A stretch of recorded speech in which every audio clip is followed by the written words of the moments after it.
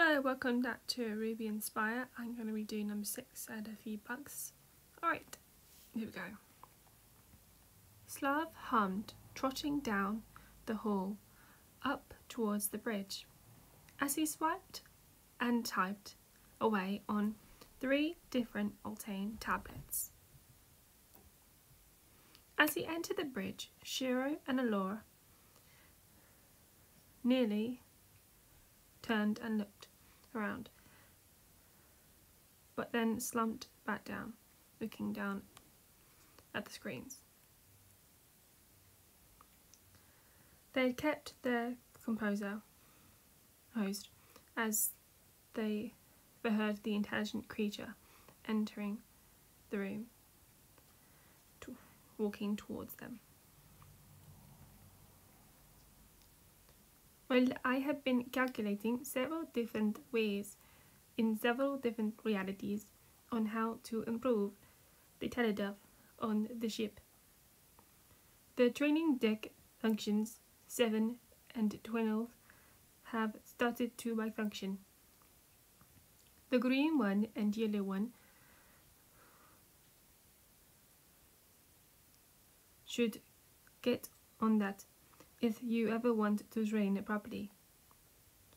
Shiro, did you know that training increases stamina, strength, both nearly over? I don't care, Slav. The black paladin grumbled, pinching the bridge of his nose. Slav shrugged. Anyway, to improve the teleduff in this reality, Slav looked up through his fort, staring out, then back to the tablets. None right now, he hummed, then paused. Did you either of you see the red paladin and blue paladin? Shiro raised a brow, while Laura kept her focus on the screen in front of her. What about them? Did something happen? The creature waved one of his many hands. Don't seem so concerned. Sheesh. Clearly you did not see them. Here, let me pull up the security system. Slav slid his finger, flashing across one of the Volton tablets. Then he handed it up for Shiro to see. They're indifferent than they have been in these past several quintets. I also thought I was in a different reality. Shiro took the tablet and relaxed slightly.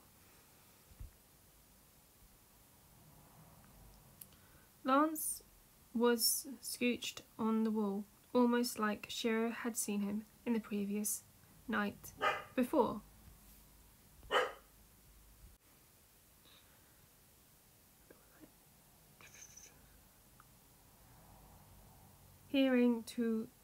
Heading to bed himself. However, Keith was curled up beside him, blanket wrapped around his shoulders, and another one tossed over Lance's lap. Keith shifted slightly in his sleep, nuzzling in closer to Lance. The blue paladin shifted, then rested his head on Keith's.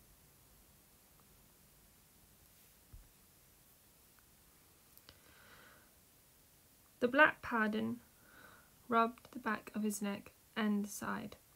Keith finally came out of his room.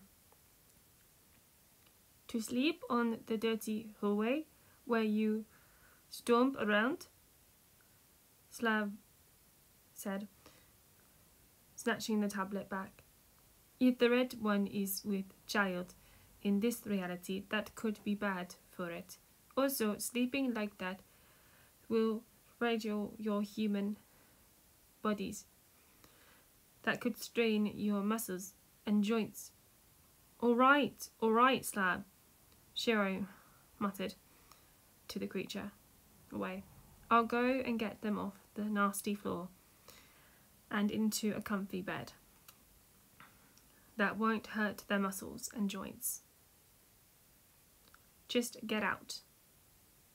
Slav huffed, Rude, he muttered just before the door shut behind him. Lance hummed, shifting as he woke. Snuggled closer to the warmth near him, an arm around the warmth beside him to pull it closer. He stretched out his legs, then relaxed and sighed. Lance? Lance, are you awake? Lance raised his head and his brow, but didn't want to open his eyes. Yeah. A deep chuckle came in front of him. Come on, buddy, you should get up. Sleep like this isn't good for you. Huh? Lance groaned, rubbing his face to try and wake himself up. Time? About 8 o'clock. Breakfast time? Breakfast? Lance sighed, relaxing back into the warmth beside him as he nuzzled closer. No. Don't go back to sleep. Ugh. Loto's taking Keith. Lance jolted, snapping awake. B, get your slimming hands off. A low groan and his tapping an arm, stopping Lance. The warmth beside him shifted and wrapped arms around his middle.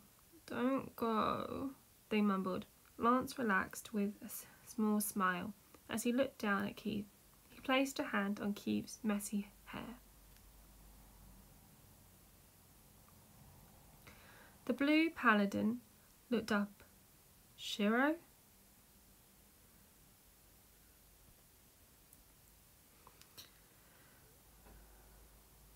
Shiro chuckled and stood in front and then crouched down.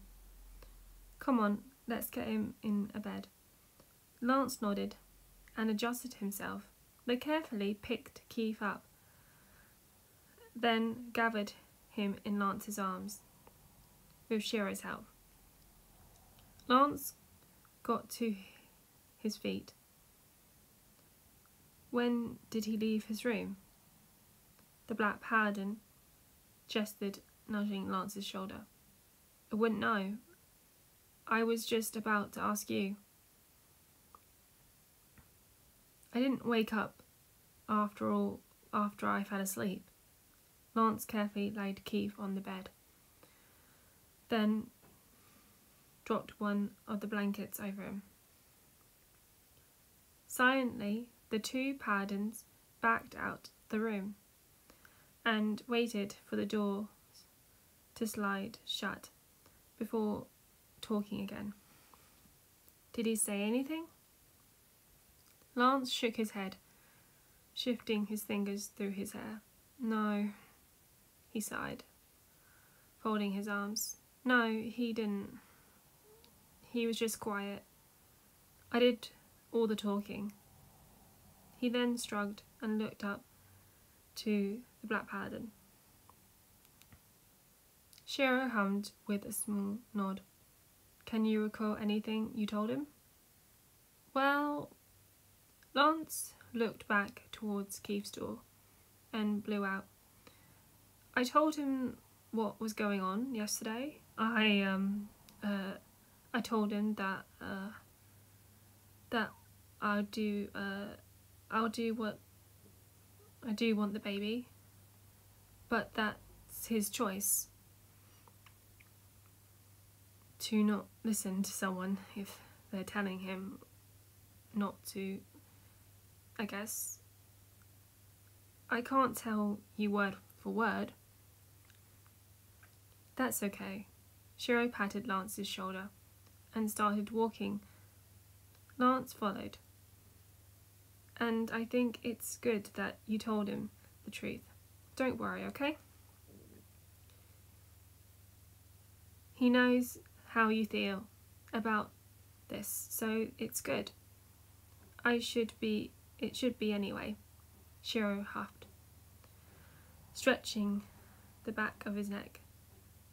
Keith is His views on things it's in a very different light. Lance chuckled and tucked his hands in his pockets. Don't I know it? He muttered, looking forward. I can't help hoping that he'll change his mind, but he's stubborn. Not really very fickle. You know what that means? Shiro, I'm not stupid. Shiro laughed and Burrow humped Lance. I know you're not.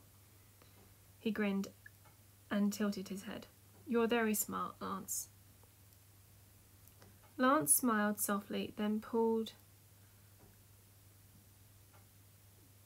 his hand on his chest. I know. They walked in silence. A few minutes longer, both content and relaxed. Slowing down, Shiro looked over to Lance. If he doesn't change his mind? Both halted. The steps. Lance a few steps ahead of him. Lance gulped and pursed his lips. Well, that's okay. I can't make him keep them if he doesn't want to. I'll be fine. Besides, we have a war to fight. We kind of need everyone. All hands on deck. He shrugged and continued walking.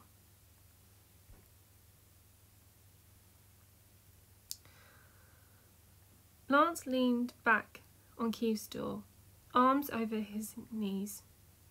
He hummed softly, tapping his foot. Are you coming out today?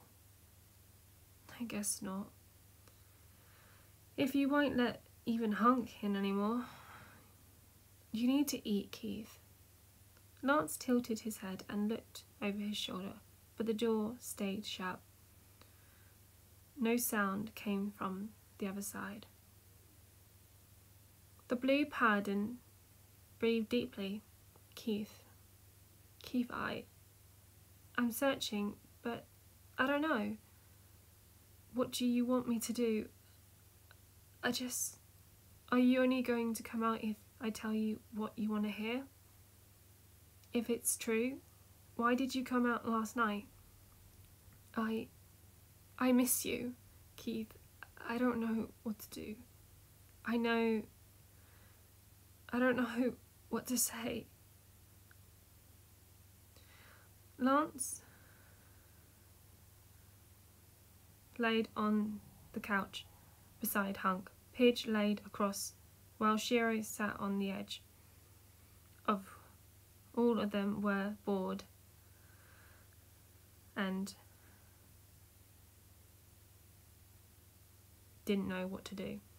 Slav was going off the facts about importance that they could have made and the improvements and out every function and machinery in the ship that uses, etc. Alright, I'm done. Lance stood up and leaned back and stretched on his back. This is a snooze fest. Blue Paladin. Shav scrambled over and forward. Lance backed to the sofa. Lance blinked, then surprised. No one leaves until I'm done. Only the princess and advisor were permitted to excused because they came up with a good excuse. Shiro grumbled. Slav nodded and patted Shiro's knee as he trotted by. Very good. Well, anyway, as I was saying, I have researched, Slav. I'm pretty sure that's good use of my time, Lance muttered, rubbing his face. Slav tissed in. Research? Why research such a simple thing when you could simply ask me? Lance glanced covering over to Hunk and then to Shiro. You know? Lance looked back at Slav. The creature shrugged. Of course I know. I know everything. The blue paladin scooted to the edge. Then you have got... Alright. Just ask, Blue Paladin. please help? Sure. The green and yellow will help me set up the compulsion. Hunk and Pidge then both glanced at Slav. Who said we would help? Pidge said at him. Slav scoffed. I did. Duh.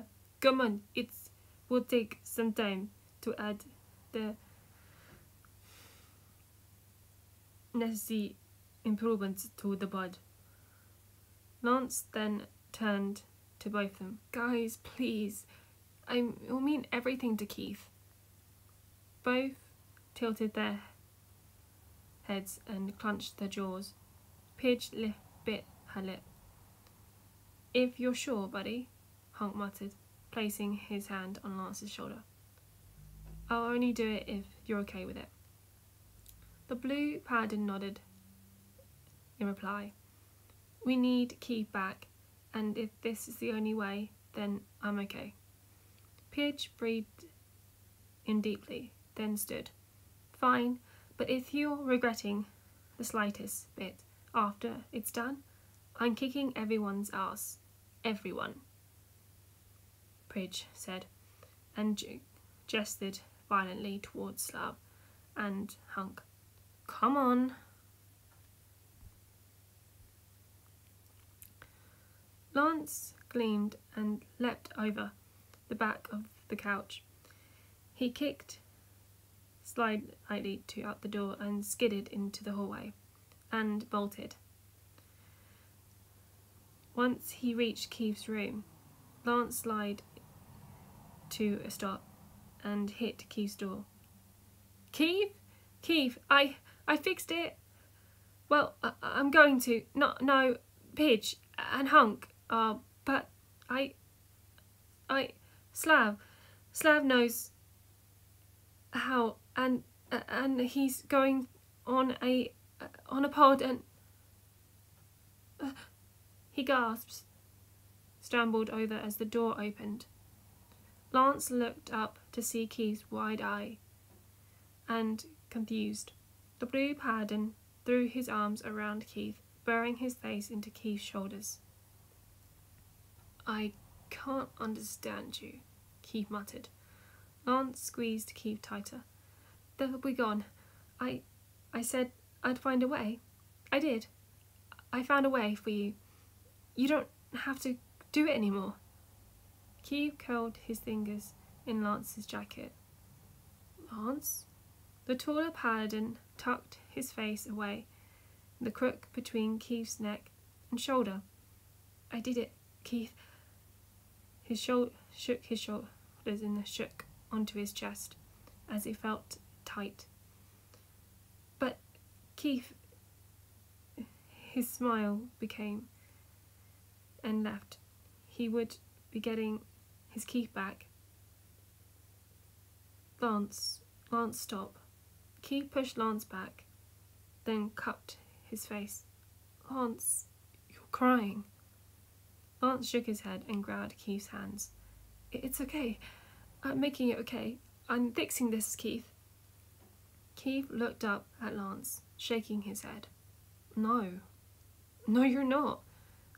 You're tearing yourself apart. But don't you dare say you've made it okay. Don't say it again, Keith shouted, gripping Lance's hands as his smile shrunk. You're not okay, Lance. No, I'm fine. Lance tried to smile, but the tears. Keith reached up, gently wiping away, told a different story. I'm okay. I'm alright.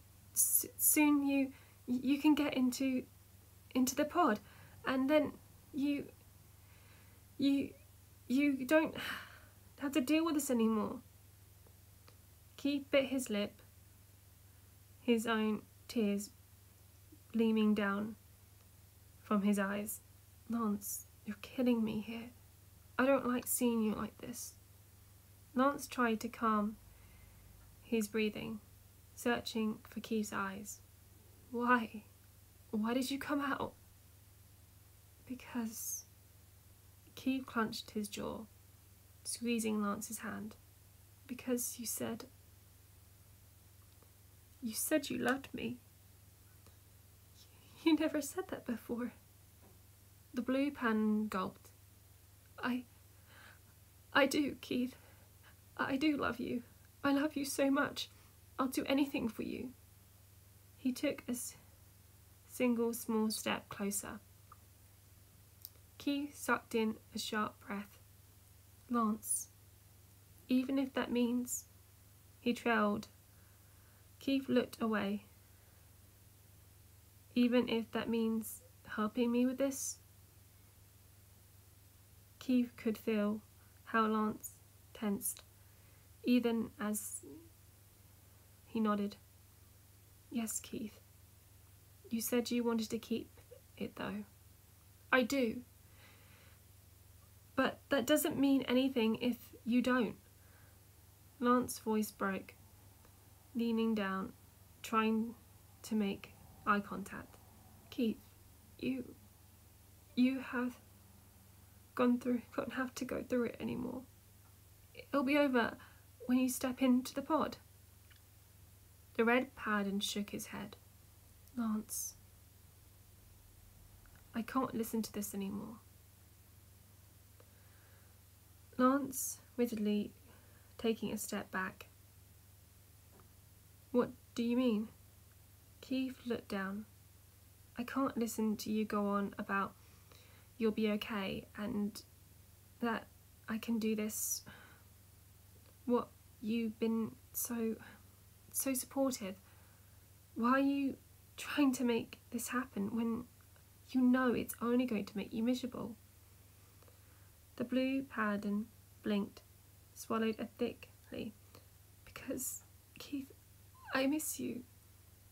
I love you, and I miss you. We need you back, Keith. Keith grabbed Lance's hands, pulling him closer again. Lance, I've thought about it a lot. I've been thinking, and it's just... He tightened the grip, keeping his gaze on Lance's confused eyes. I want to keep them. Okay, that's the end of that one. I hope it's clear and there isn't any bugs. Anyway, Happy New Year, and I hope it's alright for you. Remember, stay safe.